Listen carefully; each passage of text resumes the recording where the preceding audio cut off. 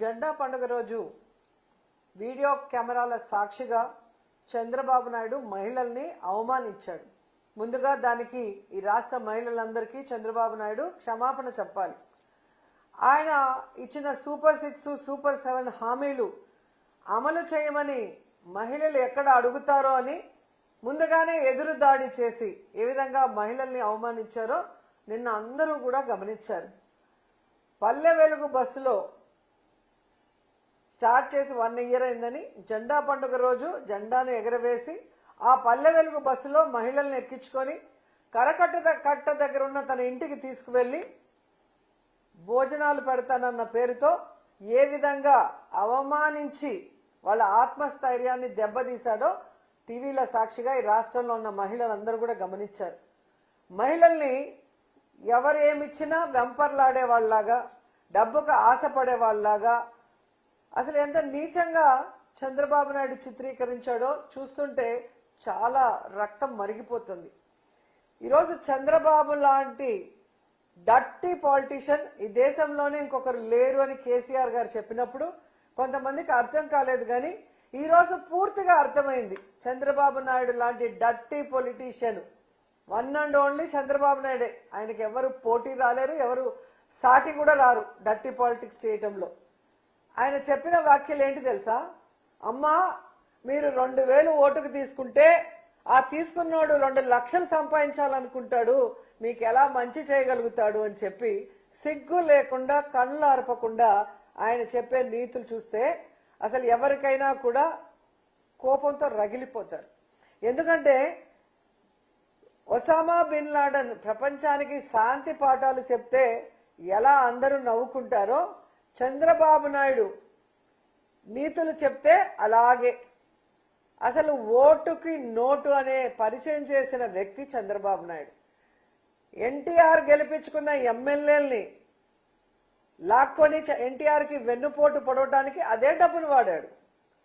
Viceroy హోటల్లో ఎమ్మెల్యేల్ని దాచిపెట్టి వాళ్ళకి బ్రీఫ్ కేసులతో డబ్బులు ఇచ్చి ఎన్టీఆర్ మీద ఎలా చెప్పులే ఇచ్చాడో ఇప్పటికి కూడా ఈ తెలుగు ప్రజలు మర్చిపోలేరు. అలాగే మీరు చూస్తే కేసీఆర్ గవర్నమెంట్ ని కూల్చడం కోసం ఏ విధంగా ఓటుకి నోట్ల కట్టలు రేవంత్ రెడ్డితో పంపించి ఆడియో వీడియోలతో సహా దొరికిపోయారో చంద్రబాబు నాయుడు చేసిన ఘనకార్యం అందరూ కూడా కళ్ళారా చూశారు. సో ఈ రాష్ట్రంలో డబ్బుతో వ్యవస్థల్ని మేనేజ్ చేయటం, సొంత తండ్రి లాంటి మామను వెన్నుపోటు పొడటానికి అదే డబ్బులు వాడటం, ప్రజల్ని మోసం చేసి తాను అధికారంలో రావడానికి అదే డబ్బులు వాడటం, అలాగే తాను చెప్పిన హామీలు నెరవేర్చినట్లు చూపించడానికి పచ్చ ఛానళ్ళకి అదే డబ్బులు ఇచ్చి మేనేజ్ చేసుకోవటం, ఇవన్నీ కూడా ఆయన చేస్తూ ఓటుకు నోటు అని నీతులు చెప్తున్నాడు చూడు మహిళలకి. అది చంద్రబాబు నాయుడు గొప్పతనం. తప్పులన్నీ చంద్రబాబు నాయుడు చేస్తాడు, కానీ నిందలు ఎదుటి వాళ్ళ మీద వేయటానికి ఏ మాత్రం కూడా సిగ్గుపడడు. ఈరోజు క్లియర్గా నేను చంద్రబాబు నాయుడు గారిని అడుగుతున్నాను. చంద్రబాబు నాయుడు గారు, మీకు 2 ఎకరాలు ఉందని అందరికీ తెలుసు, ఈ రాష్ట్రంలో ఉన్న వాళ్ళందరికీ. ఆ 2 ఎకరాల్లో 1 ఎకరా మీ తమ్ముడికి పోతుంది. మరి 1 ఎకరాతో రాజకీయాల్లోకి వచ్చిన మీరు ఈరోజు 1,00,000 కోట్లకి ఎదిగారు అంటే ఇదే విధంగా దోచుకొని ఎదిగారని మీరు ఒప్పుకుంటున్నారు కదా. మరి మీ మీద ఎంక్వైరీ వేసి మిమ్మల్ని ఏం చేయాలో ఒకసారి మీరు చెప్పండి. ఈరోజు మీరు, లోకేష్, మీ మంత్రులు, మీ ఎమ్మెల్యేలు మేము డబ్బులు ఇచ్చి ఓట్లు కొనుక్కున్నాం కాబట్టి మేము మీకు ఏ వెల్ఫేర్ చేయము, ఏ డెవలప్మెంట్ చేయము, ఈ రాష్ట్రాన్ని దోచుకుంటాము, మా ఎమ్మెల్యేలు దోచుకోవడానికి పూర్తిగా సహకరిస్తాము అని చెప్పడం నిజం కాదా? నగిరి నియోజకవర్గంలో భానుప్రకాష్ ఏ రోజు పిల్లికి బిచ్చం పెట్టినోడు కాదు. ఒక పేదవాడికి ఒక స్కూల్కి ఒక ఫీజు కట్టేదో, ఒక హాస్పిటల్కి ఒక బిల్లు కట్టిందో, ఎవరికైనా ఒక చిన్న హెల్ప్ చేసిన వాడు కాదు. కానీ ఈరోజు తన హక్కు అన్నట్టుగా ఇసుక నుంచి, గ్రావెల్ నుంచి, కంకర్ నుంచి, గ్రానైట్ నుంచి ఏ విధంగా దోచుకుంటున్నాడో పట్టపగలే పోలీసుల కళ్ళుండి చూడలేకపోతున్నారు, రెవెన్యూ డిపార్ట్మెంట్ కళ్ళుండి చూడలేకపోతున్నారు. ప్రజలు నోరు కొట్టుకుంటున్నారు. ప్రజల సొమ్మంతా దోచుకొని తమిళనాడుకి, కర్ణాటకకి పంపిస్తున్నాడు అంటే మీ యొక్క సహకారమే కదా ఇప్పుడు చెప్పినట్టుగా 2000 ఇచ్చాం, మేము 2 లక్షలు, దానికి ఒక ఓటుకి 2 లక్షల లెక్కన మేము దోచుకుంటాం అన్నట్టు. ఇంతకన్నా సిగ్గుచేటుందా? ఇంతకన్నా వ్యవస్థల్ని భ్రష్టు పట్టించే నాయకుడు చంద్రబాబు నాయుడు కన్నా ఇంకొకరు ఉన్నారా అని నేను అడుగుతున్నా. ఈరోజు మహిళల్ని మాట్లాడుతున్నారు మీరు, సిగ్గుండాలి మీకు. ఎలక్షన్లప్పుడేమో అమ్మ చెల్లి తల్లి అని చెప్పి కాళ్ళు పట్టుకుంటారు, చేతులు పట్టుకుంటారు.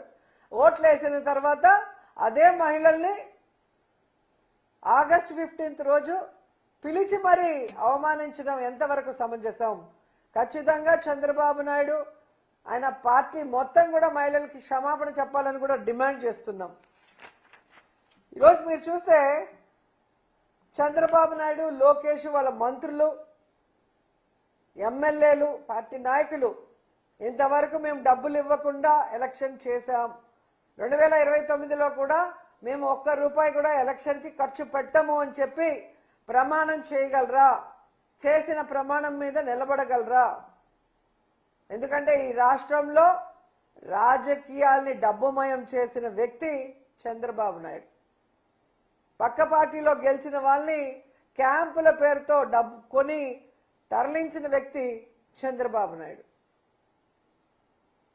ఎవరినైనా కూడా వెన్నుపోటు పొడవటానికి, వాళ్ళని పార్టీ నిర్వీర్యం చేయడానికి ఉపయోగించేది డబ్బే చంద్రబాబు నాయుడు. టీఆర్పీని ఎలా తొక్కేసాడో మనం కళ్ళారా చూసాం.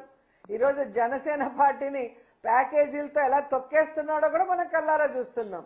తన రాజకీయ భవిష్యత్తు కోసం ఎవరినైనా నోటుతో తొక్కేయడం చంద్రబాబు నాయుడుకి అలవాటు. కాబట్టి పచ్చకామర్లోడికి లోకమంతా పచ్చగా ఉంటుందని పాపం అక్కడికి వచ్చిన అమాయకమైన మహిళల్ని మీరు మోసగత్తెలు, మీరు డబ్బులకు అమ్ముడుపోయి ఓట్లేశారు, మీరు డబ్బులు తీసుకున్నారు కాబట్టి ఇప్పుడు మీకు ఏం చేయట్లేదు ఎమ్మెల్యేలు అని చెప్పి సిగ్గు లేకుండా ఒక ముఖ్యమంత్రి స్థాయి వ్యక్తి చెప్పడం అనేది దిగజారుడుతనమని కూడా ఈ సందర్భంగా తెలియజేస్తున్నా. ఓటుకు నోటని నీతులు చెప్పడం కాదు, ముందు నువ్వు ఇచ్చిన హామీలను నెరవేర్చమని చెప్పి చంద్రబాబు నాయుడిని హెచ్చరిస్తున్నాం. ఏదైతే మహిళలకు నువ్వు చెప్పావో 50 ఏళ్లకే ఎస్సీ ఎస్టీ మైనార్టీ వాళ్ళకి మీరు పెన్షన్ ఇస్తామన్నారు కదా, అది ముందు ఇవ్వండి. 10 లక్షల వరకు 0 వడ్డీకి రుణాలు ఇస్తామన్నారు కదా, అది ముందు ఇవ్వండి. ఆడబిడ్డ నిధి కింద 18 ఏళ్లు నిండిన ప్రతి ఒక్కరికి డబ్బులు ఇస్తా అన్నారు కదా, అది ముందు ఇవ్వండి. నిరుద్యోగ మహిళలకి నిరుద్యోగ భృతి ఒక్కొక్కరికి 3000 ఇస్తా అన్నారు కదా, అది ముందు ఇవ్వండి. ఆడవాళ్ళ మాన ప్రాణాలని కాపాడటం కోసం తీసుకొచ్చిన దిశా చట్టాన్ని రద్దు చేశారు కదా, దాన్ని పునరుద్ధరించండి. అది వదిలేసి మహిళలకు చేయాల్సినవన్నీ కూడా పక్కన పెట్టేసి ఈరోజు 1 సెంటు భూమి ఒక మహిళకి ఇవ్వలేదు. ఇంకా బెల్ట్ షాపులు వీధి వీధిన ఊరూరా పెట్టి ఈరోజు విద్యార్థులు, మైనర్ బాలికలు, మహిళల మీద రేపులు, దాడులు చేసే పరిస్థితిని మీరు క్రియేట్ చేస్తున్నారు సిగ్గు లేకుండా. ప్రభుత్వంలో తక్కువ టైంలో ఎక్కడో ఊరికి దూరంగా ఉన్న షాపుల్ని మళ్ళీ ప్రైవేట్ వాళ్ళ పరం చేసి ముబ్బడిగా ఎక్కడ పడితే అక్కడ బెల్ట్ షాపులు పెట్టి ఈరోజు చిన్న 5 ఏళ్ల 6 ఏళ్ల పిల్లల్ని కూడా రేప్ చేసి ముక్కలు చేసేసి పూర్తి చేస్తున్నారు. అంటే దానికి కారణం ఈ మద్యం కాదా? మీరు దగ్గరుండి పండిస్తున్న గంజాయి కాదా అని అడుగుతున్నా.